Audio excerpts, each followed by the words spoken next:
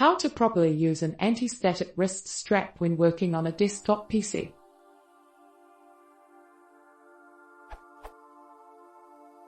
I would like to know how to properly use an anti-static wrist strap.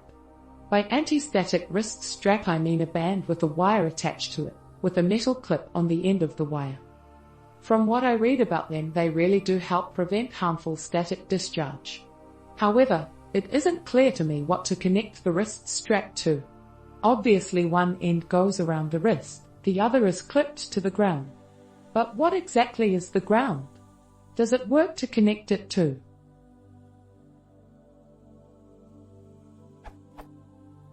The case of the PC, while the power plug is still connected to the case, but the switch on the back of the PC is off.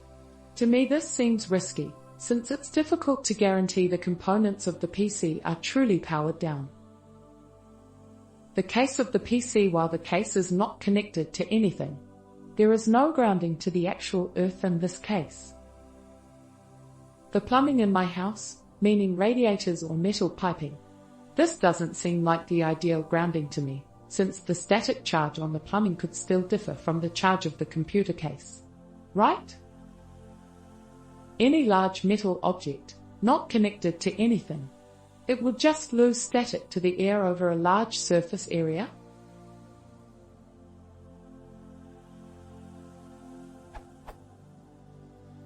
In all these cases I would of course not connect to a painted surface, since the paint might isolate rather than conduct the static electricity. Additionally, is one wrist strap sufficient when working with both hands? Does the wristband drain the static on my other hand as well? Sometimes a component is stuck and may require two hands to pull it out. And what do I ground myself to when I am working on separate electronic components? For example, cleaning my graphics card while it is not in my computer case? And finally, does a good anti-static wrist strap need a resistor? And if so, how much resistance should it offer?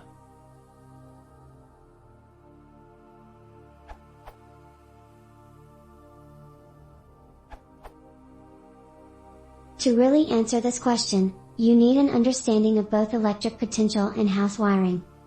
All objects have an electric potential, sort of like the pressure caused by the electrons inside them. When two objects have different electric potentials, we say there's a potential difference or a voltage between them. When these two objects touch, the electrons will flow from the higher potential to the lower potential, similar to how fluids flow from high pressure to low pressure.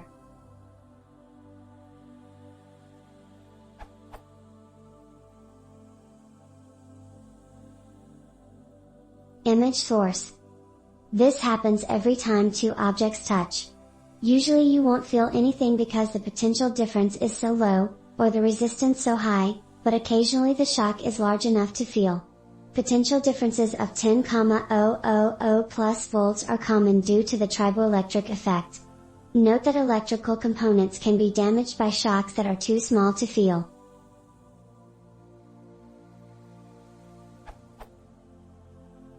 So, to prevent yourself from shocking the motherboard, you just need to make sure you're at the same electric potential, without causing a shock to do that. Will connecting the strap to the motherboard work? Yes, but I wouldn't recommend it. It works without shocking the motherboard because the wrist straps are specifically designed to equalize potential slowly. However, motherboards are delicate, and strap clamps are not. There are wires literally painted onto the motherboard, which could be easily scratched off by a clamp. Also, there's no particularly good place to clamp onto. If you want to work on a lone motherboard, you should use an anti-static mat, which connects to the motherboard by touching its bottom.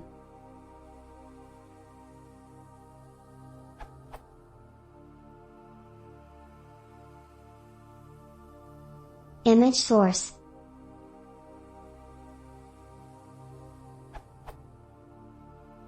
Will connecting to the case work? Yes, this is the recommended solution. As long as the motherboard is screwed into the case, the two will be electrically connected by the screws. This is why all motherboards have metal rings where the screws connect, and why you should not use painted screws. Image source.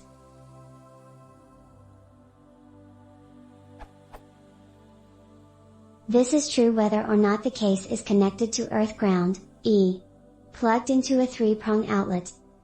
I usually don't pay much attention to whether the PC is plugged in or not when I'm working on one, other than to make sure the power supply is off.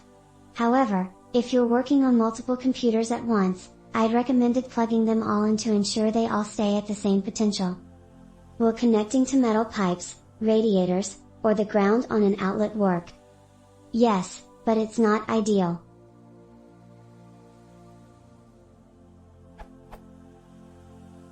As long as the computer is plugged into a 3-prong outlet, the motherboard and case will be electrically connected to the ground wire from the outlet. Why? Any house pipes are also supposed to be grounded, and so will be electrically connected to the motherboard.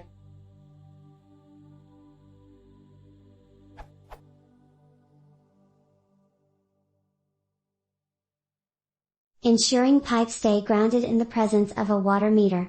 Image source. However, there's a few reasons this isn't ideal.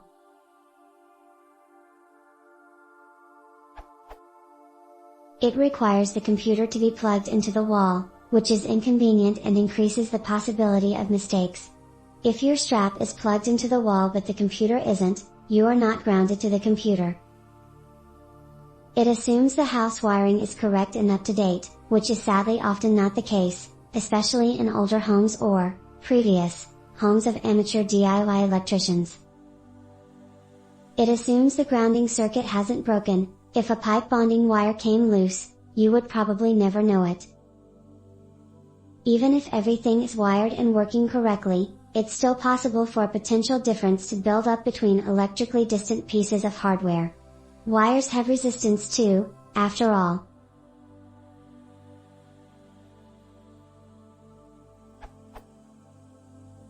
Because of all this, I would only recommend connecting to pipes or the ground outlet if for some reason you absolutely cannot connect to the case. Will connecting to any large metal object work? No.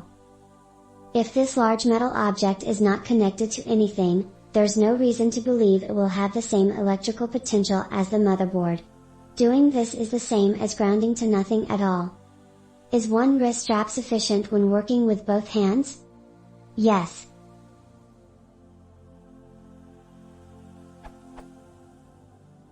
There's enough oil, moisture, and salt on the surface of our skin to make it a half-decent conductor of electricity. I used to work at a circuit board manufacturer. They were extremely paranoid about static electricity. Every surface, including the floor, had to be at ground potential.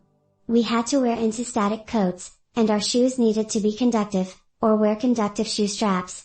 Even there, the workers only used one wrist strap.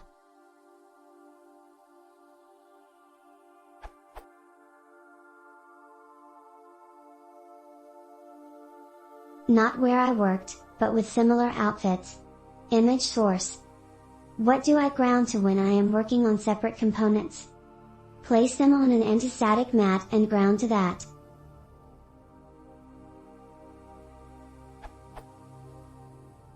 Your concern is making sure you and the components all stay at the same potential. This happens automatically when you touch the antistatic bags the components are in. The bags have a moderate resistance, so the potential equalizes slowly. 1 second should be enough time. From there, you should place the components on an antistatic mat, and ground your wrist strap to the mat. From then on, you and everything on the mat will have the same potential.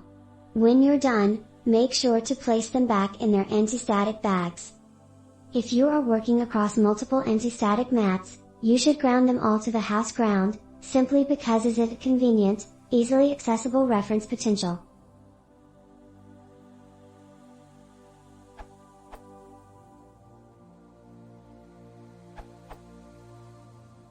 The ideal situation is to connect to the ground on an electronic device that is plugged in but turned off.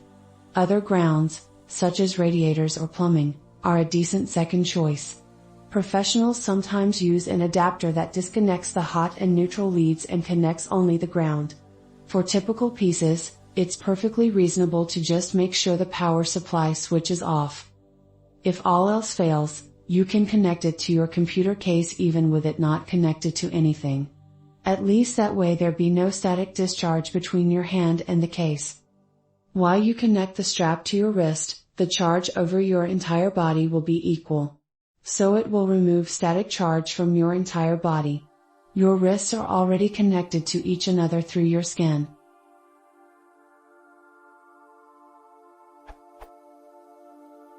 A static wrist strap should have a resistor to ensure that it can't become a conduit for a potentially fatal, line voltage shock. 1 million ohms is typical. This still permits static to drain but prevents typical voltages from being able to push enough current to shock you.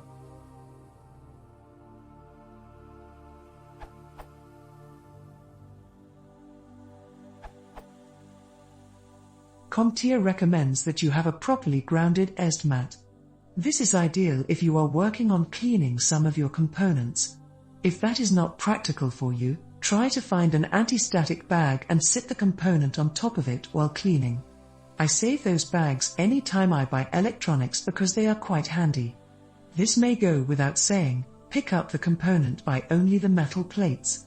If it has no plate, RAM or system board, pick it up by the edges farthest away from the transistors and conducting metals.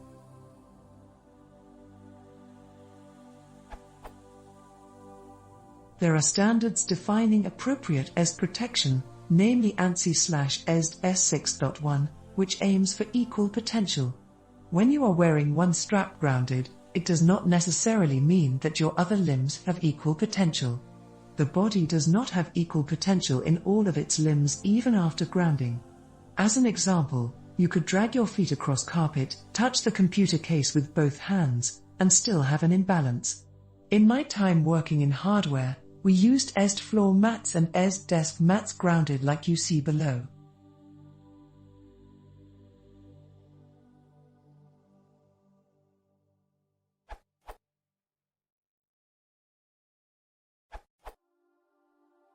How to properly use an anti-static wrist strap when working on a desktop PC. An anti-static wrist strap is one part of a good anti-static solution. Alone it will help, but it doesn't resolve all the static problems you might encounter. First, you need a work surface that is also anti-static to place all the components on. Then you connect the strap to the work surface, or a grounding point that also grounds the work surface. This way the work surface, and everything you place on it is at the same potential. It isn't an issue of eliminating potential, it's an issue of matching potential slowly so that large damaging static discharges don't occur.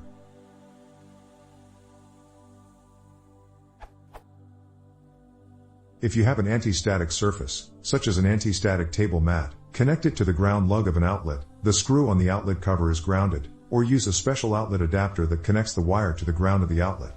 Follow the manufacturer's instructions and local code for this ground point. Note that there will be a resistor in this connection, usually 1 meter ohm. Connect the wrist strap to the mat, and attach the wrist strap to yourself. This will also have a 1 meter ohm resistor in it. These resistors allow the potentials to equalize slowly without sparks, while also protecting the user against possible electrical hazards if one of the wires shorts to AC or another dangerous voltage source. Once you and the mat are properly set up, you may start unboxing the products and assembling the computer on top of the anti-static mat.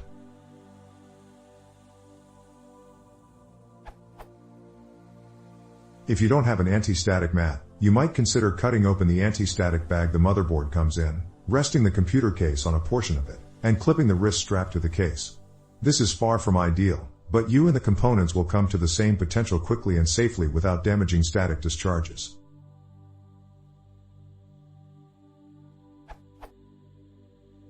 Lastly, to those who insist on claiming that anti-static protection is useless, please understand that most discharges are harmless, and that those discharges that do damage often don't destroy the product, they merely damage it.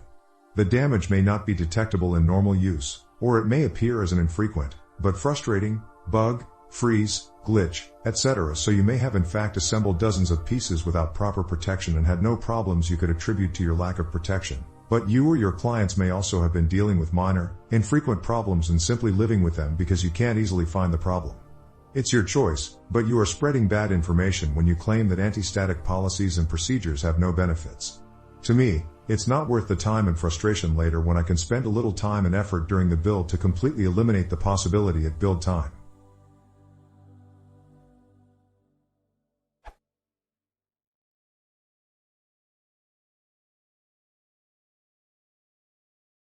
possible channel